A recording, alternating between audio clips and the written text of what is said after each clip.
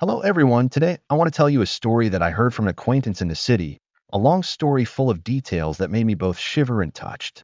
It involves a canine dog named Luna and its owner, Mr. Min, a man who lives alone. This story is not only about Luna's loyalty, but also about a strange mystery, a curse hidden in the house that Mr. Min bought. If you love stories about dogs, or have heard of haunted houses, supernatural phenomena, this story will make you sit back and listen until the end. I will tell it in detail, the way I heard it, so that you can clearly visualize every moment. So let's get started.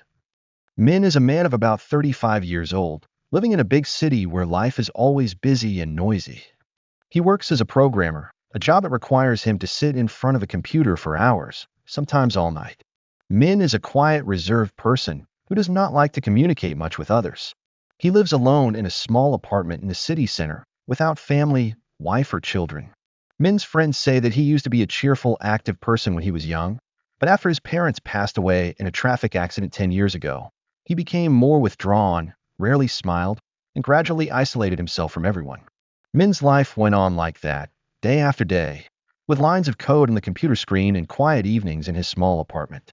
He did not have many hobbies, other than reading books and listening to music. But Min always felt empty, as if something was missing in his life. He had thought about getting a pet, but he wasn't sure he had the time or the commitment to take care of one. Everything changed when Min met Luna. One day, Min visited an old friend named Tuan, who worked at a police dog training center about 50 kilometers from the city. Tuan knew Min was lonely, so he suggested, "Min, why don't you get a dog? I have a very special canine dog here, Luna. She didn't pass the final test to become a police dog, but I guarantee she's very smart and loyal. If you want, I'll let you adopt her." Min was a little hesitant at first. "But if she doesn't pass the test, will there be any problem with her?" Tuan smiled and replied, "No problem. Luna is very healthy, very well behaved, but she's a bit too sensitive. During the tests, it often reacted strongly to sudden situations, such as loud noises or flashing lights.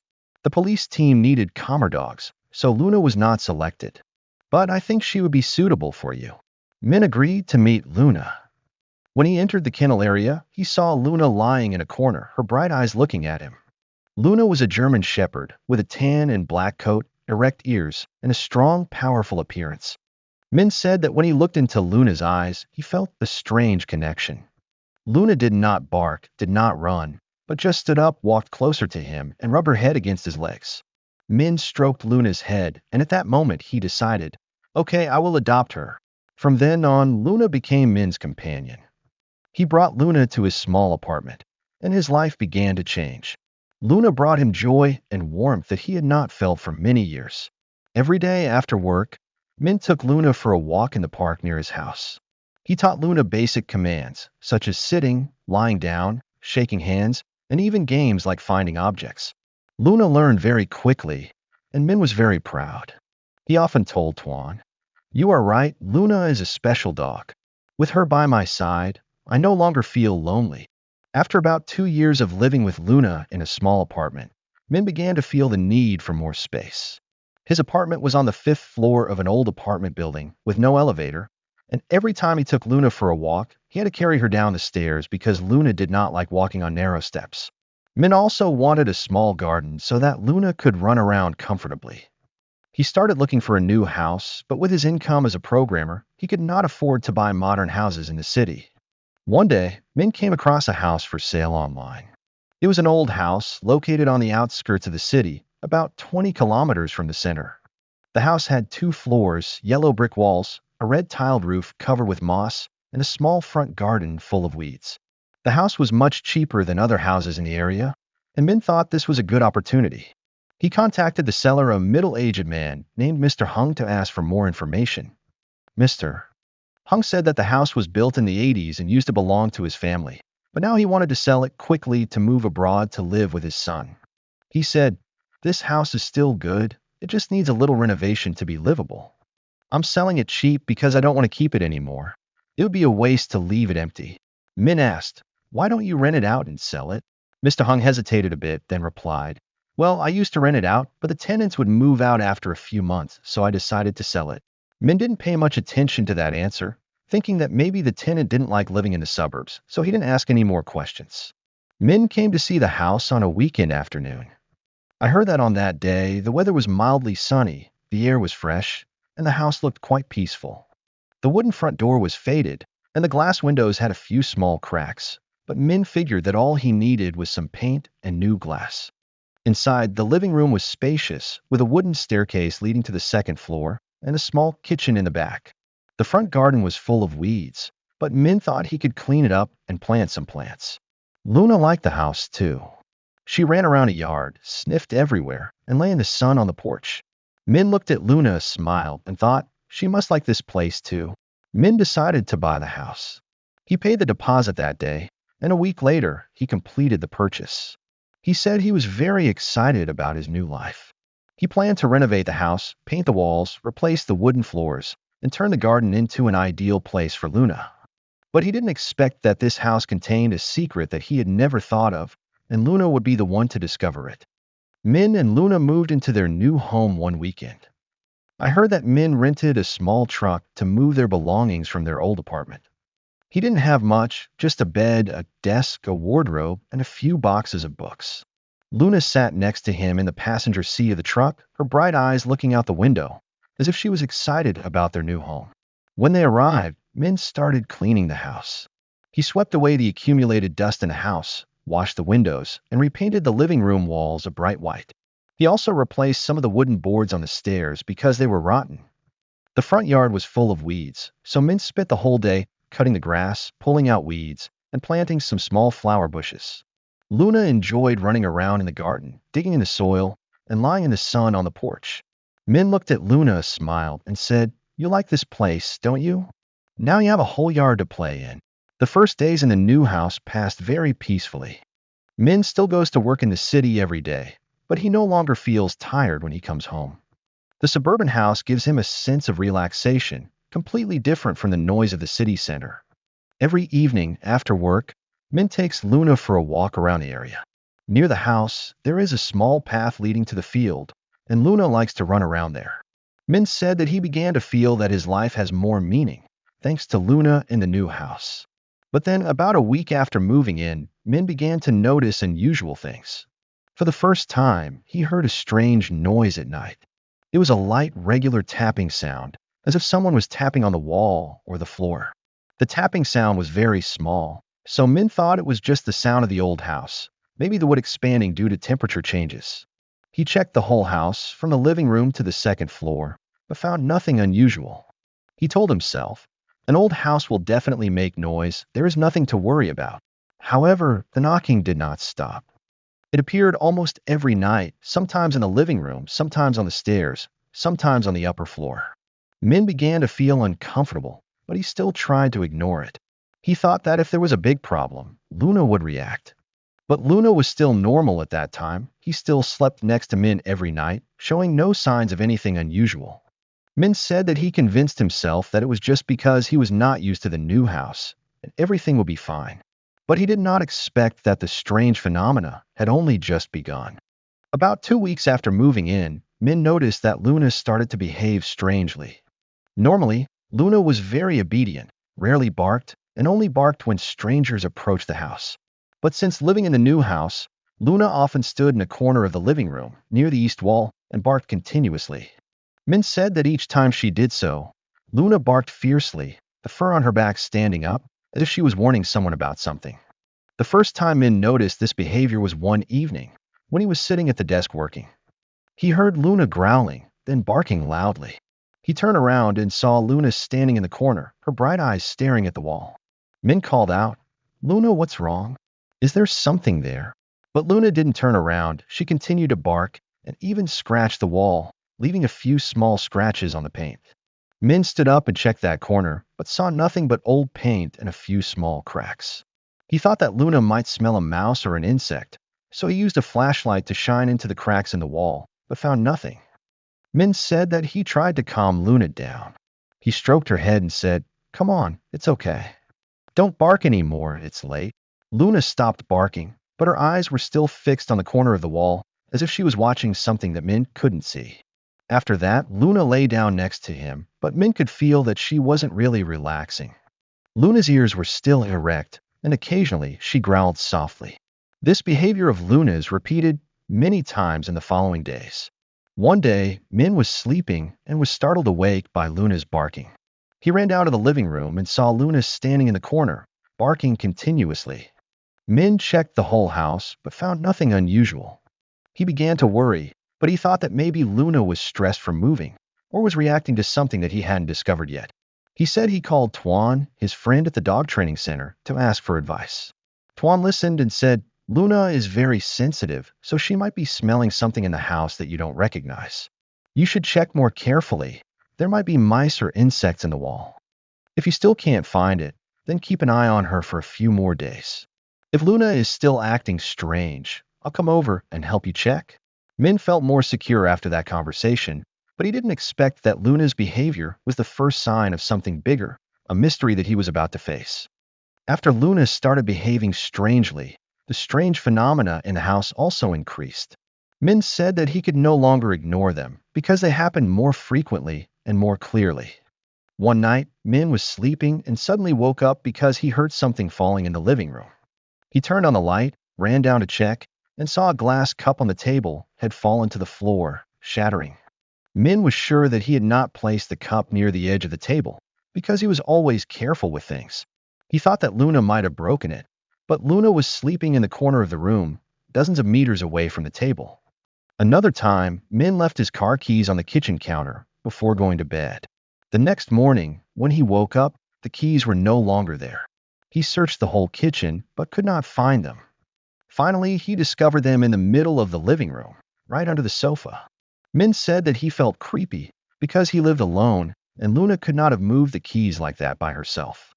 He began to wonder, am I imagining things? Or am I really absent-minded? But what really scared Min was when one night he heard footsteps coming from the second floor. I heard that Min was sitting in the living room working. Luna was lying next to him. Around 11 p.m., he heard light, steady footsteps, as if someone was walking back and forth on the second floor. Min was startled because he lived alone, and the second floor had only one empty room that he had not used.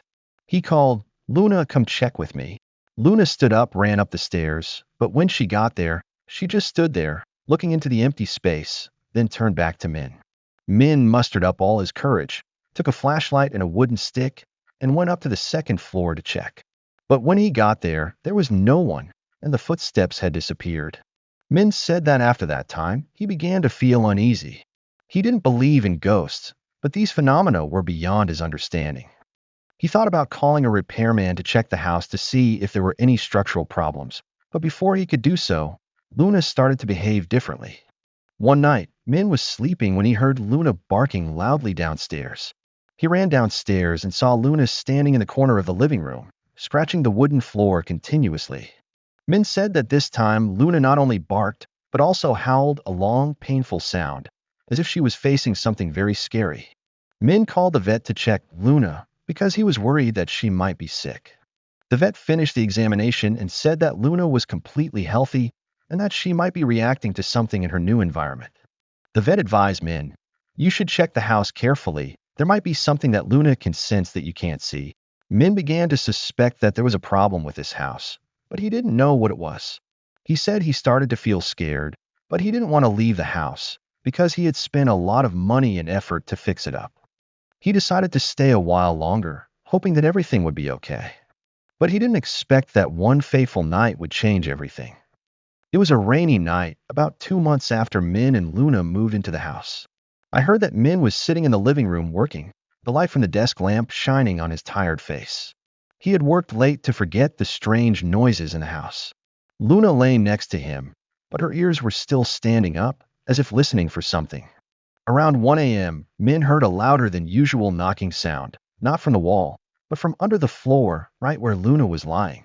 The knocking was steady, strong, as if someone was pounding from below. Min was startled, looked down, but saw nothing but the old wooden floor. Luna immediately stood up, started barking fiercely, the fur on her back standing up, her eyes staring at a corner of the floor. Min called, Luna, calm down, but Luna didn't listen. He started scratching the floor, his claws leaving long scratches on the wood. Min said that at that moment, he felt a cold air running down his spine. The knocking on the floor grew louder, as if someone was trying to escape. He stood up, took a flashlight, and checked around the house, but found nothing. When he returned to the living room, Luna was still scratching the floor, barking continuously. Min thought there might be a mouse or some other animal under the floor, so he decided to check more closely. He took a hammer and a small chisel from the toolbox, knelt down next to Luna, and started tapping on the wooden floor. He said that the wood there was very old, some of it was loose, so it wasn't difficult to pry it up. After a few minutes, he pried open a wooden board, and underneath was a small gap, about 30 centimeters deep. Min shone the flashlight down, and he saw an old, dusty wooden box, nestled in the gap. Min said that at that moment, he felt his heart pounding. Luna stopped barking, but remained standing next to him, her eyes fixed on the box. Min reached down and picked up the box. It was heavier than he thought, and there were strange symbols engraved on the lid that he didn't understand. He opened the lid, and inside was a silver necklace, but it was tarnished, and in the middle was a black stone, sparkling under the flashlight. When Min picked up the necklace, he felt a strange sensation. He said his hands were shaking, and he heard a small whisper like the wind, but no clear words. Luna immediately growled, jumped up, bit the necklace, and tore it out of Min's hands. Min shouted, "Luna, stop!" But Luna didn't listen. He held the necklace in his mouth, ran to the backyard, and started digging. Min ran after her, trying to stop Luna, but she dug a small hole, dropped the necklace in, and covered it up. Min said that as soon as Luna finished filling the soil, he heard a loud whistling sound, like wind blowing through a crack, and then everything went quiet. The tapping sound on the floor disappeared, the air in the house returned to normal, and Luna lay down, panting, as if she had just finished something very important. Min stood there, looking at Luna, and wondered what just happened. He didn't understand why Luna did that, but he sensed that the necklace in the box was related to the strange phenomena in the house. After that night, Min said that all the strange phenomena in the house disappeared. There were no more knocking sounds, no more objects moving by themselves, and Luna returned to normal. She no longer barked at the corner of the wall, but slept peacefully next to Min like before. But Min still couldn't forget the box and the collar that Luna had buried. He decided to learn more about them, because he wanted to know why they appeared in his house. Min brought the wooden box to see Tuan, his friend at the dog training center. Tuan examined the box and said, "I'm not familiar with these things, but the characters on the box look like ancient letters, maybe related to a ritual or something. You should take it to someone who specializes in antiques or history. They will know more." Tuan also asked Min about the house, and when he heard about the strange phenomena, he said, "You should learn more about the history of the house. Maybe it is related to this box." Min followed Tuan's advice. He contacted another friend named Huyn, who worked at the city museum. Huyn was a historian, very knowledgeable about antiquities and ancient legends. Min brought the box to Huyn and told her the whole story, from when he moved into the house, the strange phenomena, to Luna finding the box. Huyn examined the box and said, "The characters on the box are a form of ancient script, probably from the feudal period of Vietnam, about a few hundred years ago. They are often used in spiritual rituals, sometimes to seal or curse something." "Did you find anything in the box?" Min said that he had found a necklace, but Luna had buried it in the backyard. Huyn advised Min, "You should dig it up and bring it here. If it is really a cursed object, then Luna burying it may have temporarily broken the curse, but to be sure, we need to check more closely." Min returned home, dug up the necklace from the backyard, and brought it to Huyn. Huyn examined the necklace and said, "This is a very rare item. This necklace is made of silver, but the black stone in the middle is an obsidian, a stone often used in ancient rituals to store energy, both positive and negative. The characters on the box and the condition of the necklace suggest that it could be a cursed object, sealed under the floor to prevent negative energy from escaping." Huyn asked Min, "Do you know anything about the history of the house?" Min shook his head, saying that he only knew that the house was built in the 80s, and the previous owner sold it quickly to go abroad. Huyn suggested, "You should learn more about the house, see who lived there before, and if anything unusual happened. The strange phenomena you encountered are very likely related to this curse." Min decided to follow Huyn's advice.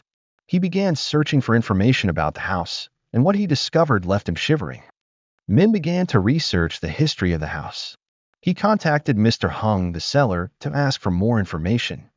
Mr. Hung said that the house was built in the 1980s by a wealthy family in the area, but he did not know much about them because he had only bought the house from a middleman 20 years ago. He said, "I lived there for a few years, but nothing unusual happened. After that, I rented it out, but the tenants moved out after a few months. They said they felt uncomfortable, but no one explained why. I thought it was because the house was old, so I didn't pay much attention." Min was not satisfied with Mr. Hung's answer, so he decided to ask around. He met Mrs. Lawn, an elderly woman who lived a few hundred meters away from the house. Mrs. Lawn said that the house used to belong to a wealthy family in the 1980s, but that family had suffered many disasters. She said there were 4 people in that family: the landlord, a son, and a daughter. They lived very happily, but then one day, the daughter suddenly died of a strange disease. No one knew what disease she had, only that she gradually became weaker and died when she was only 18 years old. After that, the family fell apart. The landlord became depressed, the wife left, and the son disappeared for unknown reasons. The house was abandoned for many years until someone else bought it and renovated it. Min asked, "Have you heard anything strange about the house?" Mrs. Lawn hesitated, then said, "People say that the daughter is cursed. There are rumors that she fell in love with someone her family did not accept, and that person used a curse to take revenge. I don't know if it's true, but after she died, people often heard crying in the house at night. Gradually, no one dared to go near the house anymore." Min shuddered when he heard Mrs. Land's story. He asked further, "What about the box under the floor? Do you know anything about it?" Mrs. Lawn shook her head and said, "I don't know anything about the box, but if you find something under the floor, it might be related to that curse. People say that cursed objects are often sealed in hidden places, like under the floor or in the wall." Min went back to Hwin and told her Mrs. Land's story. After listening, Hwin said, "If what she said is true, then this necklace could be the object used to curse her daughter. The obsidian stone has the ability to retain negative energy, and when she passed away, that energy remained in the house. When you moved in, you accidentally broke the seal, causing the negative energy to escape, causing strange phenomena. Luna, with her sensitivity, sensed it and led you to the box." Min asked, "So what should I do now?" Hwin replied, "To completely break the curse, you need to destroy the necklace, or take it to a place far away from the house and bury it. But first, you should find a way to clean the energy in the house, to make sure nothing negative remains." Min decided to follow Hwin's advice, but he did not expect that breaking the curse would not be easy. Min returned home, carrying the necklace out of the backyard. He held the necklace in his hand, and this time he felt a strange energy more clearly.